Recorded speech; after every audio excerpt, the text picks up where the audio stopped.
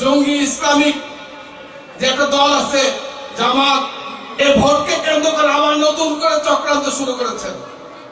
আমরা চাই ভোট, আমাদের নেতা তারেক রহমানের সঙ্গে প্রধান উপদেষ্টার মিটিং হয়েছে, সরকার প্রধানের মিটিং হয়েছে লন্ডনে। উনি বলে এসেছেন, ঘোষণা দিয়েছেন আগামী রোজার আগে ফেব্রুয়ারি মাসে বাংলাদেশে জাতীয় সংসদ নির্বাচন হবে। এই নির্বাচনকে কেন্দ্র করে এই বাংলাদেশে জঙ্গি ইসলামিক যে একটা দল আছে জামাত, এনসিপি, তারা চায় না বাংলাদেশের নির্বাচন হোক।